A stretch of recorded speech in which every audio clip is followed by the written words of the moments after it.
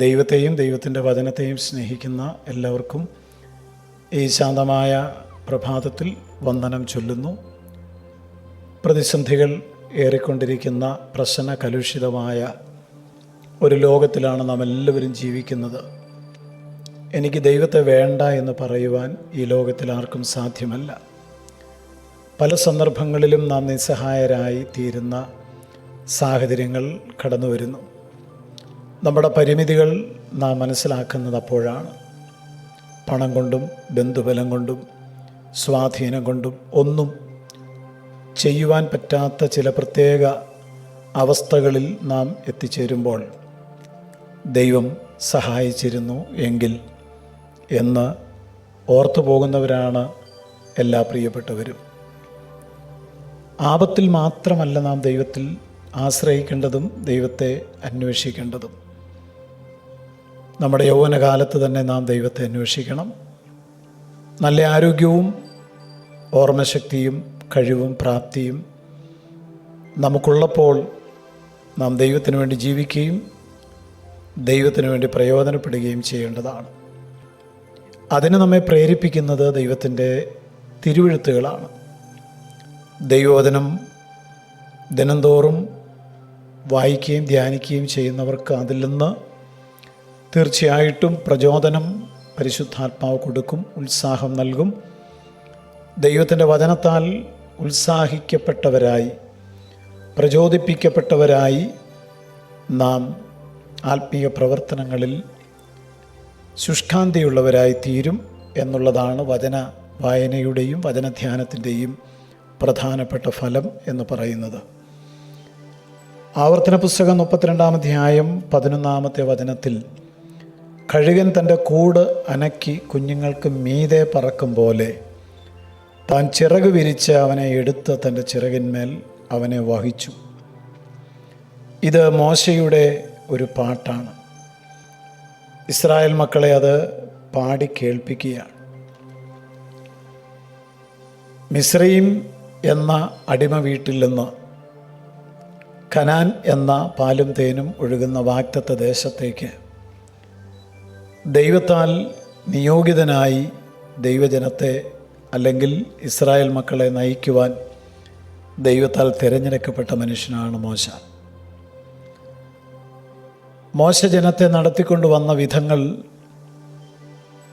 ഏതു മനുഷ്യൻ്റെയും വിശ്വാസത്തെ ശക്തിപ്പെടുത്തുന്ന ഒന്നാണ്.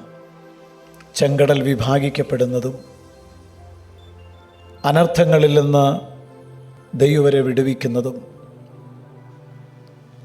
അവരുടെ മുമ്പിൽ അവരോട് എതിർത്ത ശത്രുക്കളോട് ദൈവം യുദ്ധം ചെയ്യുന്നതും മാറായിൽ നിന്ന് മധുരമുള്ള വെള്ളം പുറപ്പെടുവിക്കുന്നതും ഒക്കെ അവിശ്വസനീയമായ എന്നാൽ ദൈവം ചെയ്ത അത്ഭുതങ്ങളാണ്. പലപ്പോഴും അടുത്ത ചുവടെങ്ങനെ വെക്കും എന്നറിയാതെ ഈ ജനം ഭാരപ്പെട്ടിരുന്നു. എന്നാൽ അവരാകുലപ്പെട്ടതുപോലെ മരുഭൂമിയിൽ ദൈവം അവരെ കരുതാതിരുന്നില്ല. അവരുടെ എല്ലാ ആവശ്യങ്ങളിലും ദൈവം അവരെ സഹായിച്ചുകൊണ്ടിരുന്നു. ഇപ്പോൾ ഇവിടെ പറയുന്നു, കഴുകൻ തൻ്റെ കൂട് അനക്കി കുഞ്ഞുങ്ങൾക്ക് മീതെ പറക്കും പോലെ. കഴുകൻ തൻ്റെ കുഞ്ഞുങ്ങളെ പറക്കുവാൻ പഠിപ്പിക്കുന്നത് പോലെ ആയിരുന്നു ദൈവം നിങ്ങളെ നടത്തിയത് എന്ന് മോശ ഓർപ്പിക്കുകയാണ്. കഴുകൻ്റെ കുഞ്ഞുങ്ങൾക്ക് ഏറ്റവും സുരക്ഷിതമായ സ്ഥലമാണ് അതിൻ്റെ കൂട്. സമയാസമയങ്ങളിൽ ചിറകിന് ബലം വരുന്നതുവരെ, പറക്കുവാൻ പഠിക്കുന്നതുവരെ തള്ളക്കഴുകൻ നേരം നോക്കിക്കൊണ്ട് വിശന്ന് കരയുന്ന കഴുകൻ കുഞ്ഞുങ്ങൾക്ക് ആഹാരം എത്തിച്ചു കൊടുക്കും. എന്നാൽ എന്നും അങ്ങനെയുള്ള ഒരനുഭവത്തിൽ കഴിയുവാൻ ഈ തള്ളക്കഴുകൻ ഇഷ്ടപ്പെടുകയില്ല. തൻ്റെ കുഞ്ഞുങ്ങൾ തന്നെപ്പോലെ പറക്കണം, ഉയരത്തിൽ പറക്കണം. അതിന് ചിറകുകൾക്ക് ബലം ആവശ്യമുണ്ട്.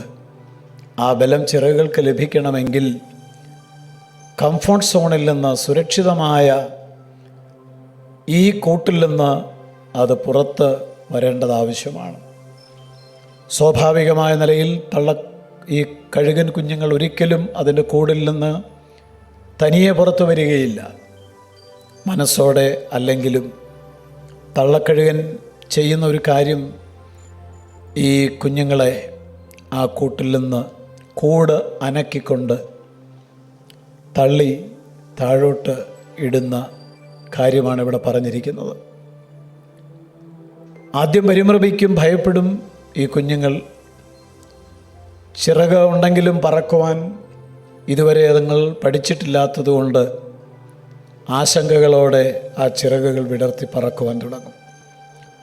തളരുന്നു എന്ന് തോന്നുമ്പോൾ തള്ളക്കഴുകൻ, ഇതെല്ലാം നിരീക്ഷിക്കുന്ന തള്ളക്കഴുകൻ തളരുന്നു തൻ്റെ കുഞ്ഞുങ്ങൾ എന്ന് തോന്നുമ്പോൾ ചിറകിൻ്റെ മീതെ തൻ്റെ കുഞ്ഞുങ്ങളെ വഹിക്കും.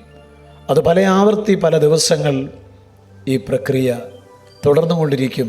ഒടുവിൽ ചിറകുകൾക്ക് ബലം ഉണ്ടാവുകയും പറക്കുവാൻ ഈ കുഞ്ഞുങ്ങൾ പഠിക്കുകയും ചെയ്യും. ഇതുപോലെ തന്നെയാണ് ദൈവം തൻ്റെ കുഞ്ഞുങ്ങളെ ശക്തീകരിക്കുന്നത്. ഓരോ പരീക്ഷകളും ഓരോ പ്രതിസന്ധികളും നമ്മെ കരുത്തുള്ളവരാക്കുവാൻ, ശക്തരാക്കുവാൻ വേണ്ടി ദൈവം അനുവദിക്കുന്ന പരിശോധനകളാണെന്ന തിരിച്ചറിവിൽ നമുക്ക് ദൈവത്തിന് മഹത്വം കൊടുക്കാം. ദോഷമായിട്ടൊന്നും എന്നോട് എൻ്റെ താതൻ ചെയ്യുകയില്ല എന്നുള്ള ബോധ്യം നമ്മളിൽ രൂഢമൂലമാകട്ടെ.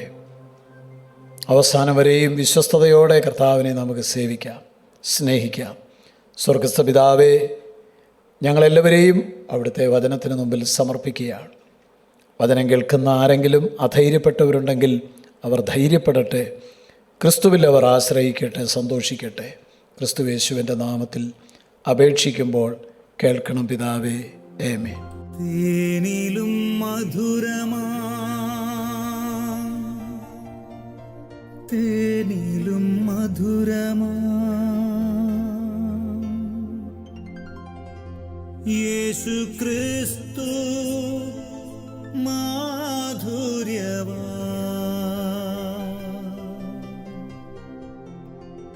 രുചിച്ചു നോക്കി